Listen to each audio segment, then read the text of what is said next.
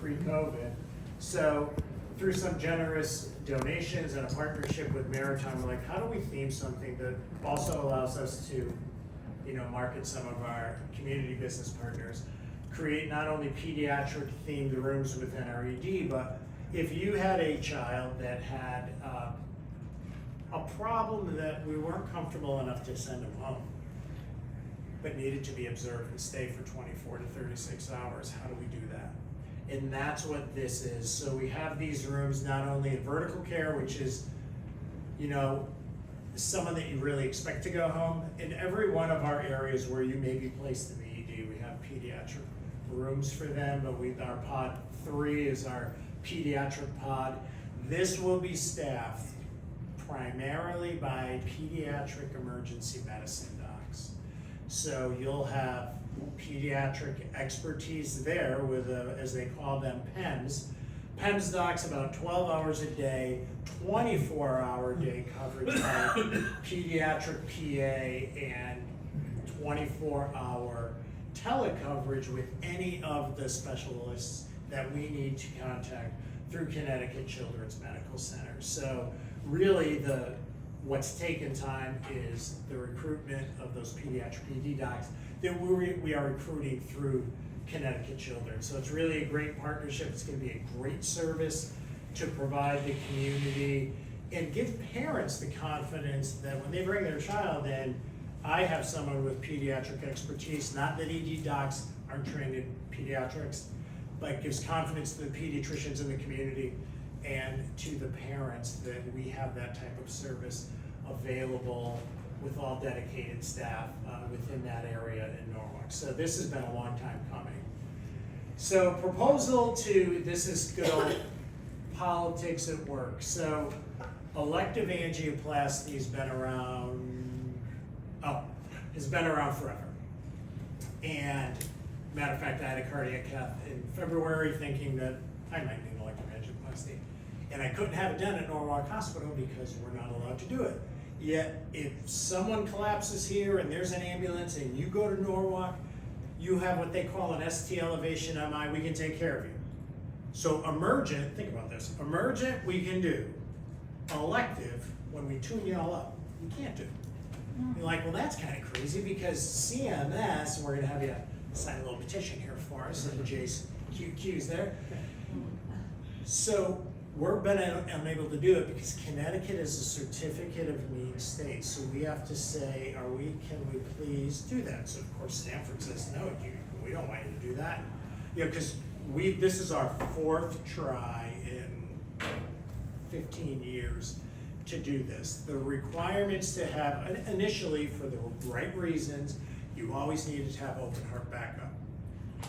Down south and across the country, these are done in freestanding ambulatory surgery centers. They're not even done in hospitals, and yet we're prohibited for it. Northern Dutchess Hospital in Rhinebeck, New York, part of our system, didn't even have a angioplasty program. We started one de novo in New York. No problem, go ahead. But in Connecticut, we're at our 4th try over the course of a decade or more. Greenwich, the same problem. Because in the state, through that certificate of need process, they can pick winners and losers of this. They've been hiding behind like a 1986 American College of Cardiology report that has finally been updated that said volumes are relevant, because that was another one, the volume of the programs are relevant, as well as the need for cardiac backup. So we send our completeness questions in. We've filed our certificate of need. Our completeness questions get submitted probably the beginning of next week.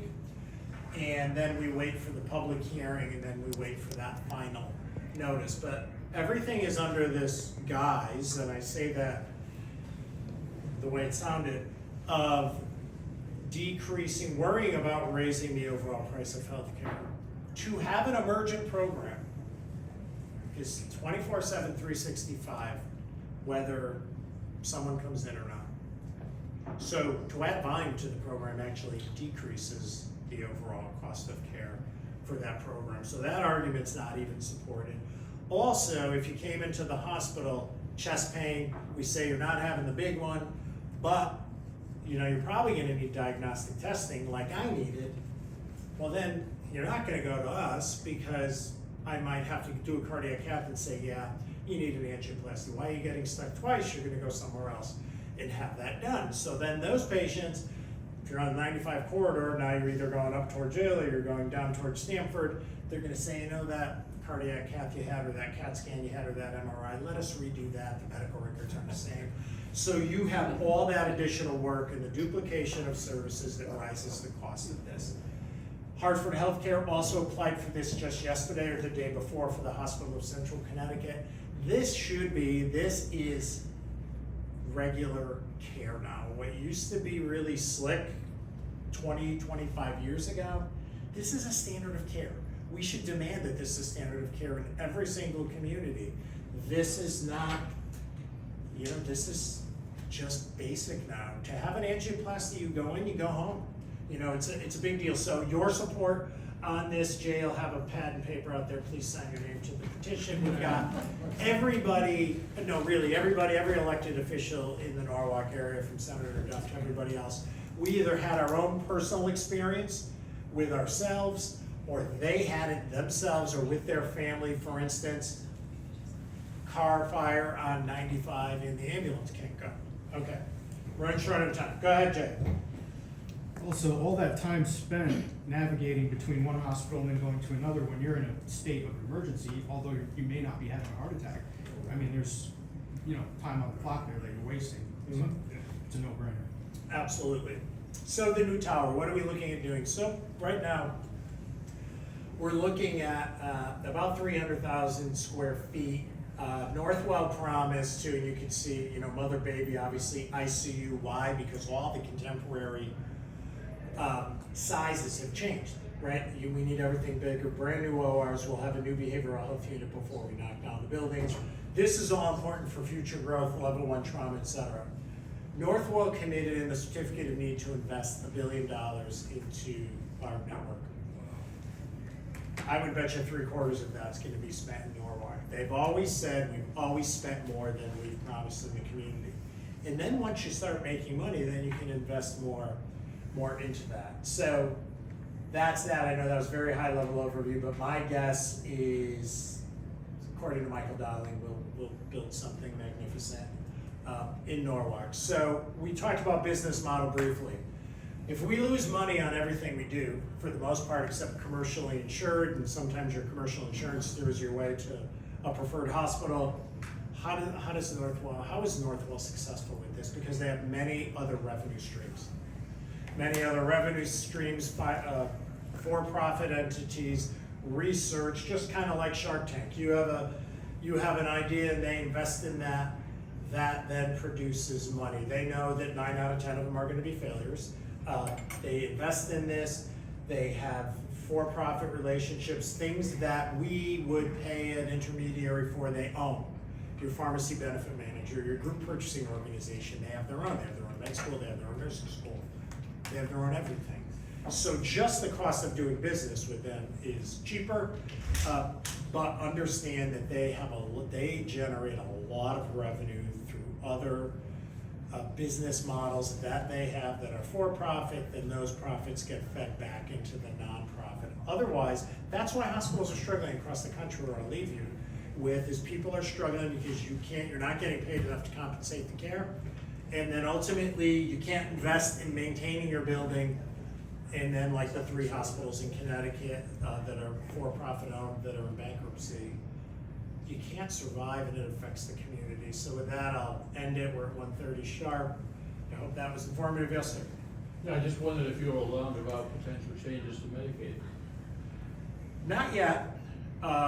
Here's my fear with Medicaid. Thank you.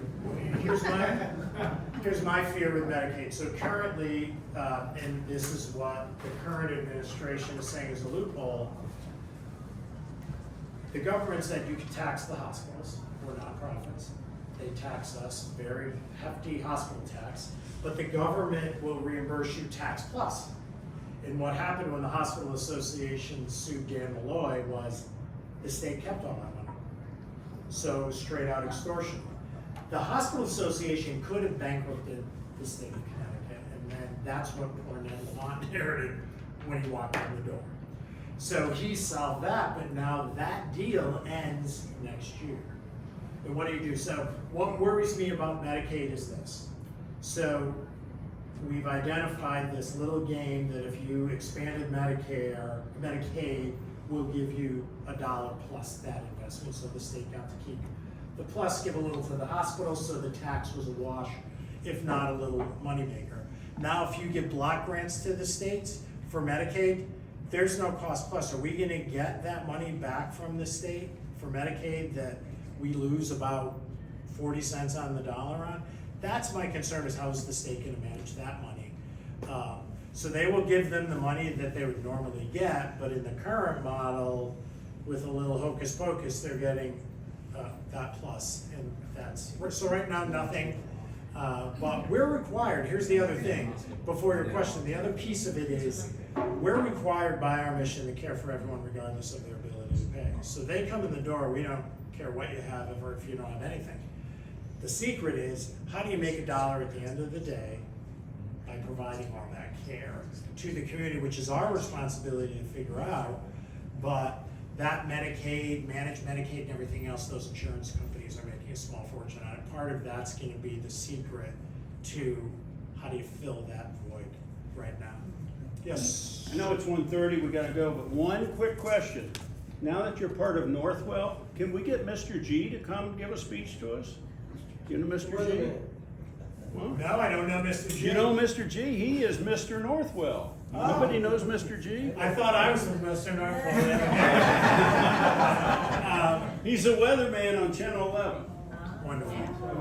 Peter, thank you. Thank you very much.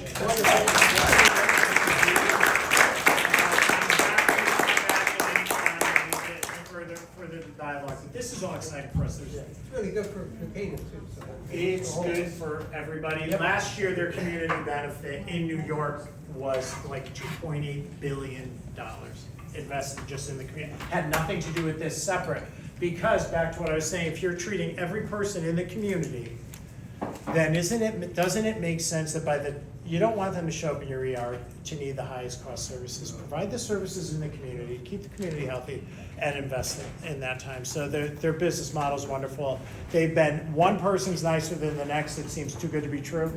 So it's gonna be great. And real quick, everyone enjoy the complimentary tote bag that you have. There's hand fans in there, sunglasses, and a little bit of information.